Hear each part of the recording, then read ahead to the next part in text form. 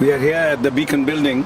Steve Wilkinson, better known as Wheelchair Steve, and I, Dr. Anand, better known as Doc, are now about to set on an unusual journey. I'll let Steve explain what it is about. Steve is in a wheelchair because he needs it, and Simon is in a wheelchair because he likes it. So Steve, what do you think? I'm just about to be filmed by Dr. Nana actually, so I'm here with this evening. You can talk. Simon Kitchen, Brilliant. Conservative candidate for Newcastle Central, and we're going to do a challenge around parts of Newcastle. We're going to start on Westcott Road and go up, and Simon's going to get the bus to the town, and then we'll meet in the town, go to one or two places, and Simon for the first time is experiencing what it's like in a wheelchair. I've got my good friend Mick, who's going to look after Simon.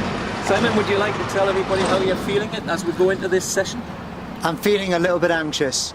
I don't really know what to expect. I'm a bit worried about getting onto a bus, so I don't know what that's going to be like. I'm wondering how people will look at me, because I'm being a bit different. I'm anxious about asking for help as well, because I think a lot of people want to help, but it's something where I'm not used to doing that. I'm used to just kind of doing it myself. So that, I think, being dependent on other people, I think I'll be a little bit anxious about. So yeah, there's a few things I'm worried about, but I'm also really a little bit excited as well, because I've not been into Newcastle city centre on a wheelchair, even though I grew up here. So it's an opportunity to really see the city in a new light, and hopefully we'll have a bit of fun as well. Yes, you can see the pavements nearer because they're closer. But we'll obviously talk to you later on, and as we go around and see how things have developed, and hopefully we'll have a good. And Mike, what would your role be as an expert in the field that you are? Tell us what's your, apart from pushing this guy around. My role will just be to have a look at the access problems and sort of make note of where they are and what they are, and it maybe at the end give some ideas as to how they could be improved. But my main role is to be a support here for Simon. So heading up Westcott Road now, just leaving the Beacon. Beacon's a very accessible building, that's one good thing. There's level access, automatic doors, accessible toilets, and the studio, as you've seen on many times, is fully accessible. Simon, how does it feel like already? It's a lot harder to steer than I expected, actually. The steering is very difficult. The steering's difficult. I mean, it just took me a while to get used to it. But in terms of kind of getting along the street so far, it's not been a problem. I mean, that drop curve could have had some pimples in it to kind of help if I'd been blind, but it's not been any problem so far.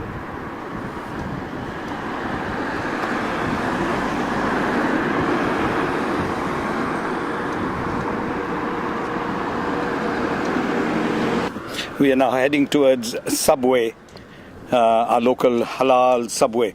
Why we are choosing international people? Because there are a lot of small businessmen who neither have the knowledge or the attitude or the experience of how to help wheelchair people. So we are trying something that should be an international organization that should pay a little bit more heed to this issue. So no signage to tell you how to get in, no way of attracting attention. Now that's something that we could be improved with a simple signage and doorbell, see how you could get served in there. So you're not going to put your business there. That's the thing, that you're going to look at that and say, well, I can't get in there. And unless there's a way of communicating, you maybe don't even mind getting, it's a nice day today, you wouldn't want to do it if it's raining, but you don't mind sitting here outside while they do what you want inside. Although it's a bit problematic, because I want some of that, I want some of that, I want some of that. So it's not ideal, but Subway is an international organisation. They can afford to make changes. And that's... And what would the changes you'd want? Would it be to have the little sign? Well, you have a sign and a doorbell to attract attention. Yeah. There's no reason why you couldn't have a portable ramp that could come out there. And, they would put the portable ramp, and in you go. It's not a massive step to get a portable ramp in there. Yeah. So little small practical changes can make the difference between you want the shop to go here or not, We spend our money there. Yeah. A portable ramp for there will cost you less than £100. So for about £125, you made your access, you made your entry set fully accessible. You've got to be careful with your front wheel, so you've got to be conscious all the time of where you're pushing, so that you don't get yourself stuck in any divots or drainages or anything that's causing problems. You're much more conscious of the cleanliness of the place as well, aren't you? Because you're so much lower down to the pavement, you can see all of the kind of sandwiches that have been left out, all the chewing gum. It's not pleasant, is it? No. Well, Mick, you might want to talk about what these are for from a... These, Or, this raised pavement here, where you've got the dimples, is here purely and simply for people who are visually impaired, so that they can feel the change in the surface. Isn't that quite steep, actually? It is, yeah. Steve, isn't that especially yes, steep? that's a very difficult one because there's a, it's not even flat coming in, so it's not ideal. That could do with a bit of attention with.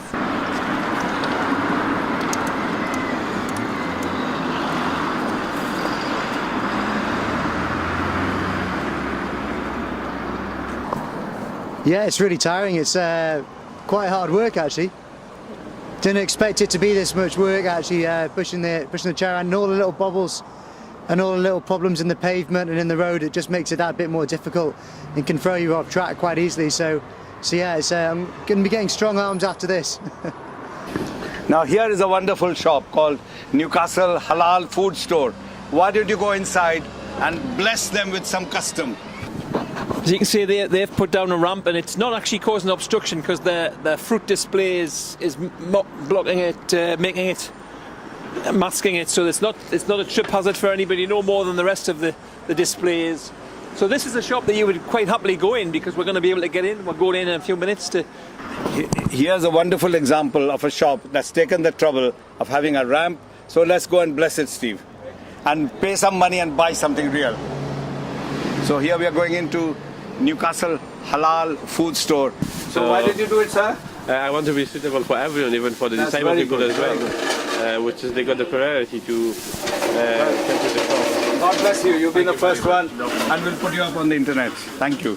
There's a reasonable amount of space that we're sitting in at the moment. Some of the aisles are narrow, but when you would come to a shop like this and the staff would look after you, you'd say, well, I'm looking for X, Y, Z, and they would say, oh, I can go and get it for you. But at least it doesn't have to be accessible all the time. Ideally, yes, but you would use this sort of shop if you were coming regularly. You get to know the management, the staff, because they've provided facilities, and you say, well, I'm coming in. I know you've got whatever somewhere, and they could provide information of what they've got. Basically, at the end, it's very thin even for a thin person to get in. Yes. But as you rightly point out, the staff look friendly. Yes. Because they've opened the doors for you. Yes, and there's certain parts of it you can get into. We're in out of the cold here. At least we're able to be in dry positions, and then you can get a basket, and you can get what you can get. There are certain parts what we can get to, and the rest you say, well, I'm looking for something, and they say, oh, we'll go and get it for you. So Newcastle Halal Food Store has been a winner. Newcastle Halal Food Store is very good. Okay. Here we are. Your rubber stamp by Steve. Wheelchair Steve approval.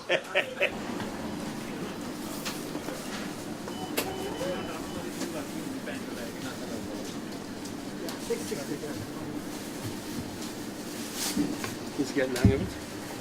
So, were you impressed by the fact that this shop actually has good disability access? It's great. I mean, that ramp wouldn't have cost that much money to put in place, and the owner obviously puts it out first thing in the morning and brings it in last thing at night. And look at the positivity they've given us. Yeah.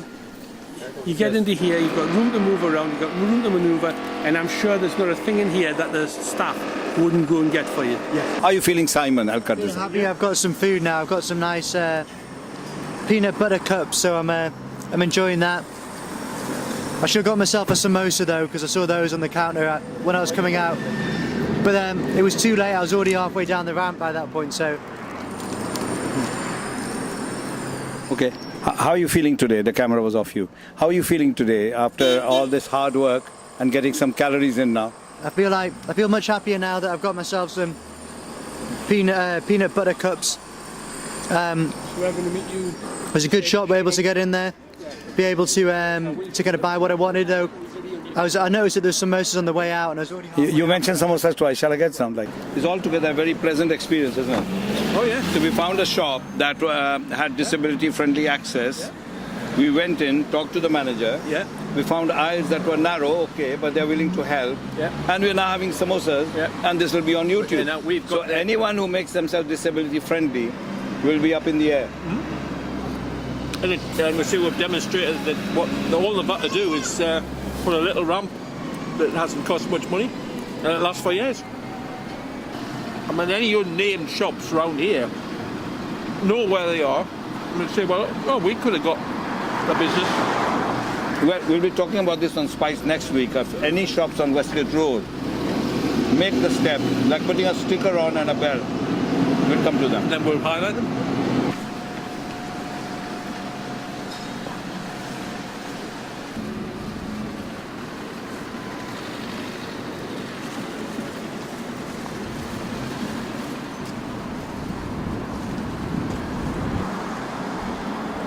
You go on that side and then.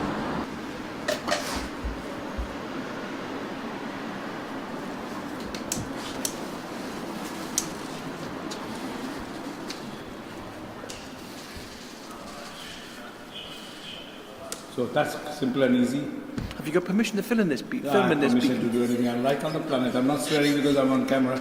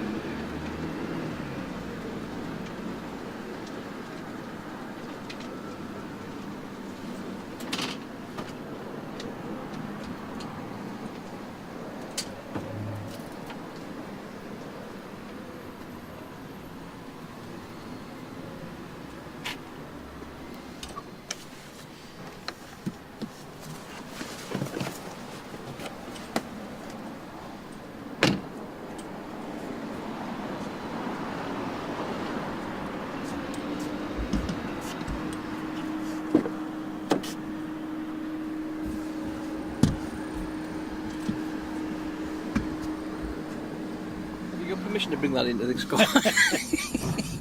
What a git and a half. Do you have to be stupid to be a bus driver? And you get special qualifications. People are going around paranoid about. They think you're going to sue the fuckers. For what? Anything. Well, that girl must be doing well because I bought the flowers up on that Mother's Day, not Mother's Day, the Valentine's Day, and she's still there doing it now. So. And she mentors her, doesn't I think the woman, doesn't she? No, there's a mother. The girl is only 20.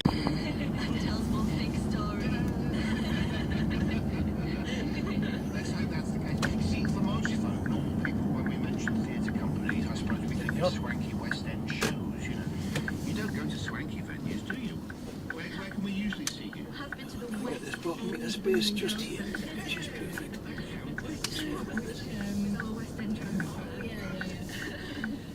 But we've been in lots of different venues. We're in luck, everyone's parked properly.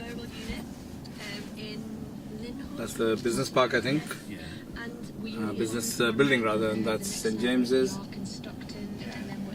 And this is Well Bar Central. Okay. Well, I know this because of the anti-Pegida march. You know, Steve, nowadays instead of the word Pegida, I use dog shit. So I said, let's get the Pegidas off the pavement and no fouling our payments, please. Can you take Pegida home? Put it in your little bargain. Well, in India, dogs are not that respected, okay? So if I hated Steve Wilkinson, I would call my dog Steve. Here they would take an honor. How cultures are different. If I named my dog Steve, you wouldn't get upset, you say, Wow, he really likes me. But he didn't tell you your name. Next to the curb. Can you open that door just to see them near? No, not near. On an angle. Yeah, another angle. All right. No, I think you need to swipe in about 2 feet away. I'm here today to help Simon highlight some of the accessibility problems that people are having in and around the city centre. Yes. Simon has been very brave to take on the challenge. I don't know about his legs. His arms must be aching. The arms are hurting a little bit. So you ask Simon some questions. I will film it and edit it. So, One second. You can chat with each other, whatever you want to talk about. Just adds a different color to the. Not that I'm bothered about color, but joke. Well,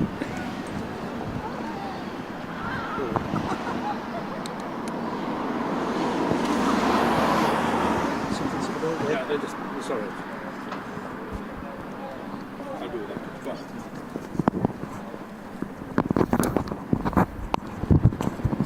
Do you want me to do the report a bit? You talk to each other, yeah. Talk to each other. Ask him. Okay, Simon, where have you been so far today and how long have you been doing it for? it's probably about an hour now. So we started off at the West End and we just went up the West Road and then tried to find a shop just to be able to buy a little bite to eat. So the first subway we got to, we couldn't get in because there was a step, and then a few more of the actual shops further along were the same. But we finally got to a store. It was the Newcastle Halal food store, and they had a ramp there made out of aluminium, high quality. We could get in no problem. Staff were very friendly. So we got ourselves some samosas and we got ourselves some sweets as well. So that was good. Getting on the bus though was an interesting experience because we had the bus stopped and then the woman got out and she was quite helpful in terms of putting the ramp down. Maybe because we were filming, but also just because she wasn't quite sure what was going on. She was kind of asking lots of questions around like why we were doing what we were doing. She was a bit miffed when she realised I didn't have a blue bus pass and kind of decided to pay for a ticket instead. And I thought she was quite well-meaning and she was very helpful when we were getting off, but it just for me kind of showed how it's these little mini problems like that where she could have just been quite accepting, letting me get on, accepting my money, not ask questions, just being quite functional about it. And it didn't have to have all of that stress. You feel by doing, you're kind of committing almost like a political act, aren't you, all the time? It's that kind of low-level stress and little mini humiliations, which I think is probably the things that are probably the most difficult to endure. Okay, one thing I've noticed just doing this bit here is I'm a lot higher than you than I normally am. We can usually look each other in the eye. Yeah. Is there a perspective issue? Have you picked up on anything with being down a lot lower? You notice the cleanliness of the place a lot more. I mean, I find it much easier talking to Steve now because we're on the same level. And you do, I mean, it's more natural you want to talk to someone on the same level rather than looking up. So I can appreciate that, and certainly you notice the cleanliness and the kind of how well maintained the pavements are. It's really, really big. If you hadn't thought about that, just every pavement matters really, doesn't it? One of the things that people don't know what to do is whether they should come down to our level. You know, whether you would hunch down or where you're standing up and talking, which is fine. I mean, that's okay. But some people want to get down or they steep forward and they're unsure of what to do. You know, they feel awkward about it in some cases. What so should they do? What would be the? It doesn't matter. Just be normal. Be normal. Do what you would think is comfortable. You know, we're not going to be. As long as you don't tap us on the head and patronise us, that's fine. Like that. Okay, Simon. Normally you walk about. Yeah. But you're on wheels. What have you noticed about the road surface and the actual going around on wheels? So, whatever they've done, any kind of building work at all, or whatever they've made any alterations to the pavements, digging it up for cables and so forth, it has a big impact in terms of being able to push yourself along. It's quite easy. You could get caught, and then you kind of could be quite off balance. Around here, it's not too bad, but you do notice the camber of pavements as well. So you kind of up on the West Road, it looks quite flat, but when I was actually kind of wheeling myself along, you notice yourself drifting in towards the road, which obviously could be, if you're not quite practiced at it, that could be quite dangerous. As I said, the individual pavements, you might have a stretch for 100 metres like this, which is great, but then as soon as you have like a little stretch for just like, even if it's for 20 metres, if it's not right and the you haven't got the drop downs to be able to get onto the road, that can be a real barrier. So you need to do it all the way along. These tactile pavements that you see. Yeah. Good, bad, or indifferent? I think these ones are all right. Yeah, it's not bad. It's when the council hasn't properly resurfaced it, when you have lots of holes in the road. I mean, that won't be too bad there. But when you sometimes get little gaps as well, and at the other far side, you'll probably notice where you've got like a half-inch there. That'll be a bit of a challenge to get up and over. Does that make more of a difference in the protection of the city? Well, just for this part here, these pavements are better. But I'll find out. We'll have a little look around the city centre and see what we find.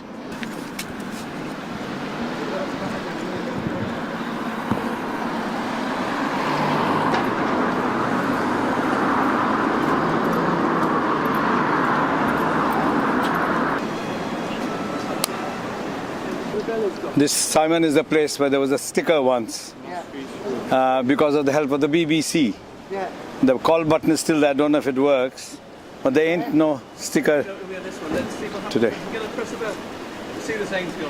As it went very quickly after this. But whom will the bell toll for? We don't know, because there may not be any battery. Well, at the moment it's tolling for my friend Simon here. Tell us. Well, this is the second subway, and this is the one that back in 2008 I did a film with a BBC politics show. We went around various places, and this is one place we came to, and they did a sign ultimately after the second time, because we told them we were coming back, and they put a sign in that doorbell there. The sign's gone, as you can see, but the idea is, as we promoted earlier on and talked about, that if you have something as simple as a sign costing less than 25 quid, have a sign in a doorbell, and somebody comes and offers you help, you maybe don't mind getting served on the street if it's a nice day like this, or they might have a ramp to let you get in. But whether it's too busy in there or they're not trained to come, we don't know. But it's not. The doorbell doesn't work. I probably suspect the doorbell doesn't work, which is one of the things that you want them to be checking. If that's part of their service, their customer service, is that you make sure the doorbell works, and you make sure that there's a sign there, and that staff are trained to sort of know what to do. And all they've got to do is, as we said earlier on, they just come to the door and say, "Can I help you?" And he says, "Well, I'm actually wanting a 6-inch MLT," or whatever the hell they call them, these things, and they bring one out, and Simon gives them the money. You might be happy with that, or you might say, "Oh, well, if you haven't got a ability for me to get in, and obviously if it's raining and you don't want to be sitting out here, you'll go somewhere else." And as we saw earlier on, if you go to a place that's accessible, that's where your money's going to get spent. Aye. You got any thoughts on what you've just experienced there, Sam? Well, it's almost like I wasn't there. I mean, you press it. I mean, I guess I could have like banged on the window and try to get the door open or whatever, but you just don't want to create a fuss, do you? You just want to get on. You want to be discreet. You don't want to make a song dance about it. You don't want to be braying on the window and making a scene. You want to just be treated as same as anybody else. You just want to get a sandwich and eat it, really, which is the bottom line. And I'm inclined to go somewhere else for my lunch now. Well, we're going somewhere else for our lunch now. Let's head off, bound to somewhere good again now. Let's go.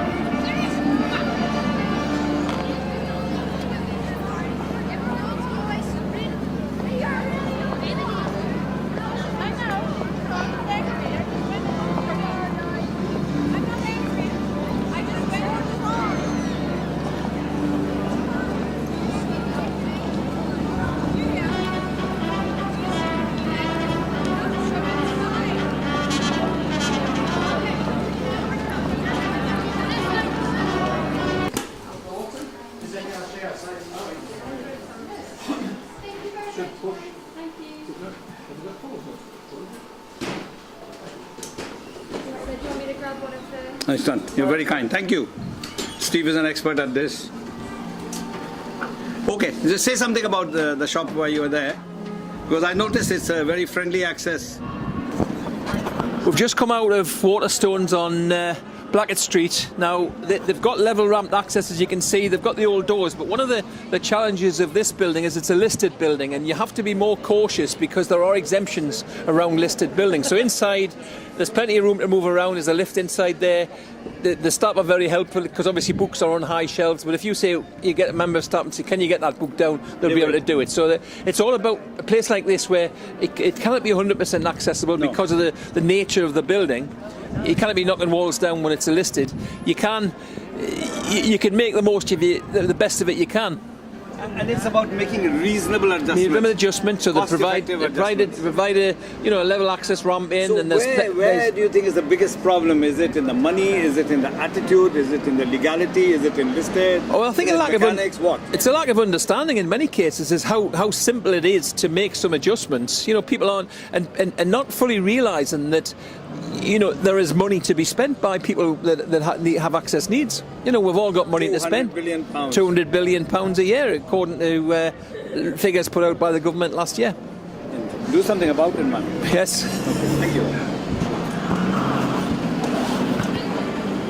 Next. I'm going to go. I don't know where you're going after this. We've got a couple of calls to make it 4, and then Steve's got to dash off in about For 5. half an hour. So why don't you say something? Parting shots. Parting shots? Hold on. What do you want to talk about? Well, I think today is just going to prove that, you know, that Newcastle in the town centre is quite an accessible town centre. However, some of the shops could do an awful lot more to assist people in wheelchairs to get into their premises.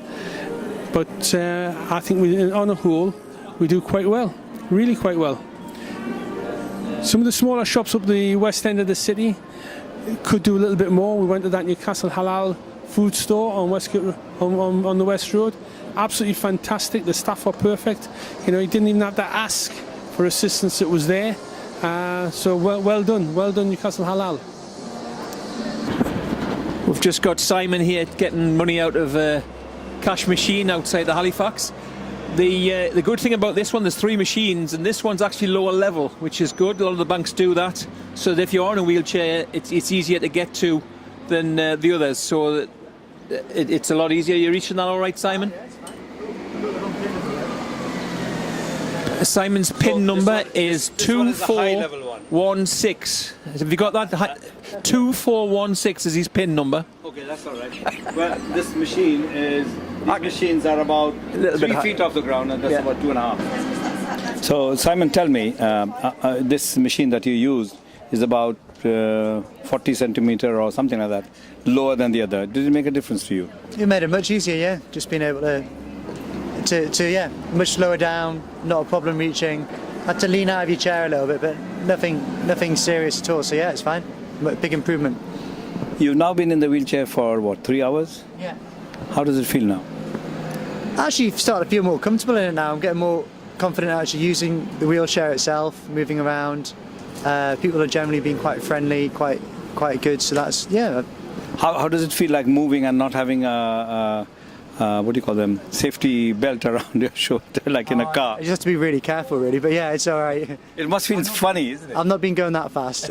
No, but the sense of being protected by a seat belt is missing here. Yeah, you do feel a little bit vulnerable, I must admit. Yeah. Okay, we're thinking of seat belts on wheelchairs. Well, they have them. Yes, you're supposed to have.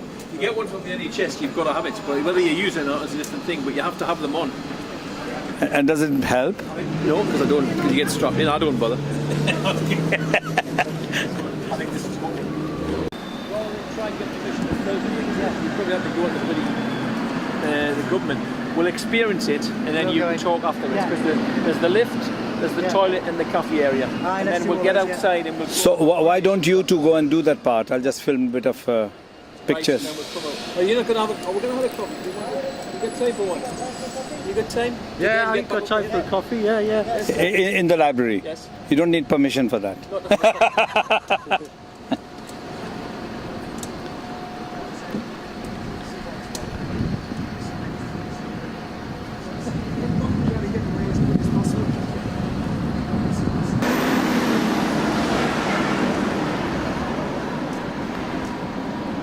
So, Steve, how has it been today for you? It's been quite an interesting journey. As we've shown Simon some of the issues that are around within his constituency in Newcastle. So we saw Westcott Road, which was, work could be done, and I think what we'll do is we'll highlight the Newcastle Halal Centre is good practice and how simple it was. It was beacon of excellence. Yeah, Beacon's excellent, and some of those other shops can learn lessons, and they have to do very little to improve things. And we highlighted the issue with the sign. Unfortunately, they didn't have the sign. The doorbell didn't go at the subway, but the we know there are places that have We couldn't film in certain places like Waterstone would speak to head office. In advance, we would have got permission to see things, because the thing about Waterstones is that they do their best. It's very difficult in a bookstore to make all books accessible because you have high shelves. Not only accessible, how can you read a shelf that is above your head level? But I think if the staff are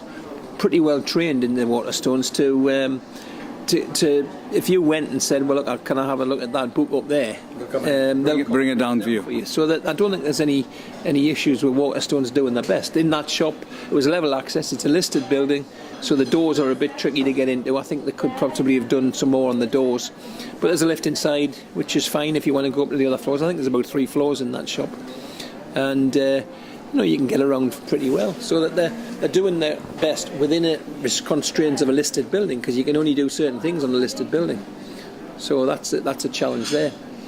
And we've been long, and I think Simon's experienced what it's a bit like to be at a lower level, and where you're seeing the pavement a little bit closer. Yes, and you really appreciated the clean pavements and the less slopes.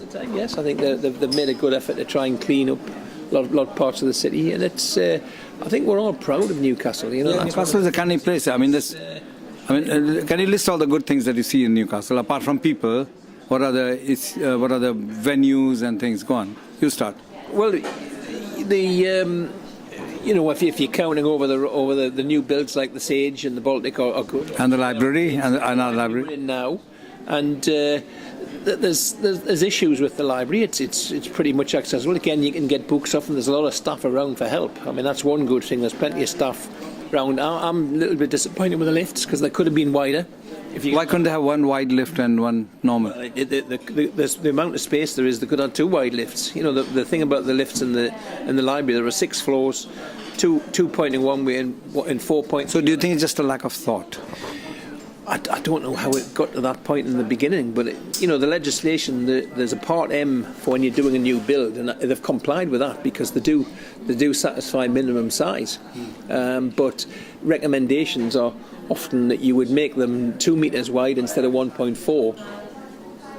No, it's been quite interesting to go into the minutiae of these things, like slight cracks in the pavement make a difference, like an extra slope that we saw on Westcott Road opposite the subway. The climb near Octopus Media was quite steep. Yes, yeah, I think this is what you don't see. We're coming towards the end of our excursion around parts of Newcastle. You've experienced Westcott Road, you've experienced the bus, you've experienced a little bit of coming along the pavements of Newcastle, and now we're in the library. What's your observations on how you've felt and how you think could be improved or whatever?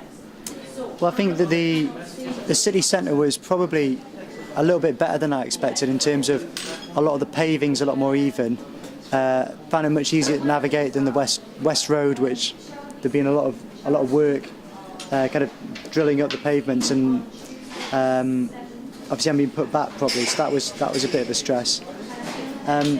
Little things, I guess, that the shop that we went to, going to get a subway, that would have been really difficult to actually to access normally. So I would have, if I hadn't had anyone there, I think I probably wouldn't have been able to get into to be able to get served. So I wouldn't have been able to have my subway. So that would have been a big shame. And I mean, it was a bit frustrating in the library how we tried to get into the lift, and it was okay. There was enough space for us both in there. But if there'd been other people trying to get into the library, then that would have been a problem. Yeah, good. And did you feel uncomfortable in any way with how people might react to you? Were you? I mean, maybe we didn't have the time to see how people reacted to you. I mean, do they ignore you, or how did you? Did you have any feelings around that? People were generally friendly. If you smiled at them, they'd smile back. Most people try to get around you pretty quick. They kind of scuttle around, don't they? So you feel quite like you're in imposition on them. I think it's a difficult one when you've definitely got a helper with you. You know, yes, you had Mick and then Steve afterwards. So it's, if you were being on your own, you might have had people saying, well, does he want help? Especially when they've been hills, when you got to these curbs and stuff. The curbs were much worse than I expected. Like, it's really difficult getting up the curbs. Even if it's half an inch, you really need to attack it with a bit of speed, and like if you hit it wrong, then you could be lying flat on your back on a road. So it's I think the important thing that we've got, there are some issues, but I think the important thing we're doing this is promote the good bits of Newcastle, because there's a lot of it that is good, and I think if we're going to attract visitors to Newcastle from this country and overseas, we've got the Dubai flight that's coming in that brings anybody from from the Far East and Australia. We've got a lot of European flights. We're going to start the New York flight in May. So there's opportunities for people to come into Newcastle from all over the world now. And that's one thing that I think we can, the council can support, and the others, Newcastle Gateshead Initiative, and encourage businesses to really highlight how accessible they are. And I call on the politicians, yourself and the others in the council, and those that's going to stand for Parliament and get elected, to really focus on accessibility as being something that they encourage more of. Better than they have done over the last 10, 20 years since the DDA came in. Well, certainly one of the things that struck me was you can't do a half-assed job on this. This is something that you actually need to do properly. And I think there's quite a lot of examples where people have done accessibility or try to do it with the best intentions, but kind of done a botched job. And it shows that you need to be consistent, do it across the city. Just because you then know that when you're coming in, you're in a wheelchair, you know what to expect, and it's going to be a hassle-free experience. And that's the big thing, is that the little constant low-level kind of little minor stressful incidents, petty problems, little mini humiliations, and it just kind of adds up, doesn't it? Yeah, I've got a lot of respect. I mean, people coming in who are in a wheelchair. That's great. Thank you very much for thank you. For giving Pleasure. Me Thank you for doing the challenge, and I'm sure it'll help you when you're going forward and you're talking to others. And saying, well, look, these are things that are issues that we need to address. And good luck on the election. Thank you very much. It's been a wonderful and slightly challenging day, carrying a camera along and running forward and taking a film, but I think it's really been worth it, because you can see things from other people's point of view, and that's what life is about, is to see the world from other people's eyes. That's what love, that's what counseling, that's what compassion, that's what understanding another human being is about. To me, disability is just another way of understanding another human being, whether it's another religion or another country. It is about reaching out, and I truly enjoyed it. Thank you, Stephen.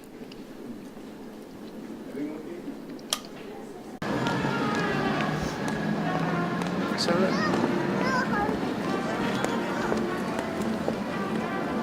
it's got an input thing. That's for the sound. Yeah.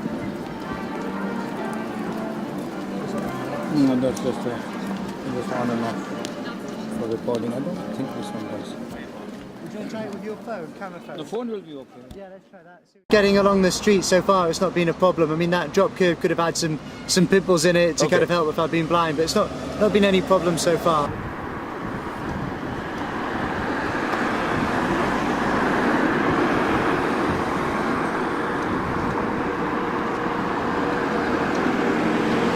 We are now heading towards Subway, our local halal Subway. Why we are choosing international people? Because there are a lot of small businessmen who neither have the knowledge or the attitude or the experience of how to help wheelchair people. So we are trying something that should be an international organization that should pay a little bit more heed to this issue. So no signage to tell you how to get in, no way of attracting attention. Now that's something that we could be improved with a simple signage and doorbell, see how you could get served in there. So you're not going to put your business there. That's the thing, that you're going to look at that and say, well, I can't get in there. And unless there's a way of communicating, you maybe don't even mind getting it's a nice day today, you wouldn't want to do it if it's raining, but you don't mind Yeah. sitting here outside while they do what you want inside. Although it's a bit problematic because I want some of that, I want some of that, I want some of that. So it's not ideal, but Subway is an international organisation. They can afford to make changes, and that's. And what were the changes you'd want? Would it be to have the little sign? Well, you have a sign and a doorbell to attract attention with.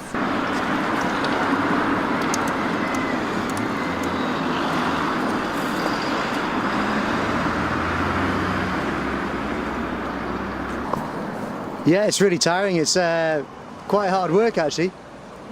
Didn't expect it to be this much work actually, pushing the chair around, and all the little bobbles and all the little problems in the pavement and in the road. It just makes it that bit more difficult and can throw you off track quite easily. So yeah, I'm going to be getting strong arms after this. Now here is a wonderful shop called Newcastle Halal Food Store. Why don't you go inside and bless them with some custom?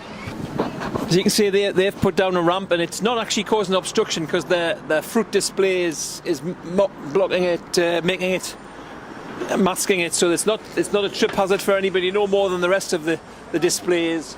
So this is a shop that you would quite happily go in because we're going to be able to get in. We're going in a few minutes to. Here's a wonderful example of a shop that's taken the trouble of having a ramp. So let's go and bless it, Steve, and pay some money and buy something real. So here we are going into Newcastle Halal Food Store. So why did you do it, sir?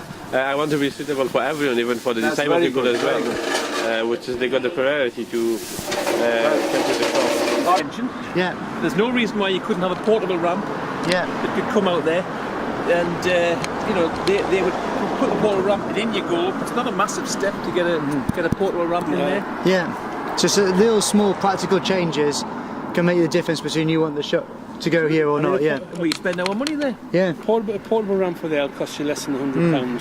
So for about £125, you made your entrance fully accessible. You've got to be careful with your front wheel, so you've got to be conscious all the time of where you're pushing so that you don't get yourself stuck in any divots or drainages or anything that's causing problems.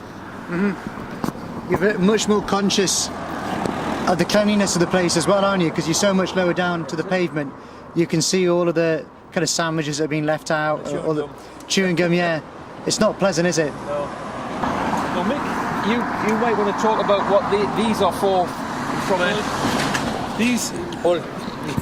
This raised pavement here, where you've got the dimples, is here purely and simply for people who are visually impaired, so that they can feel the change in the surface.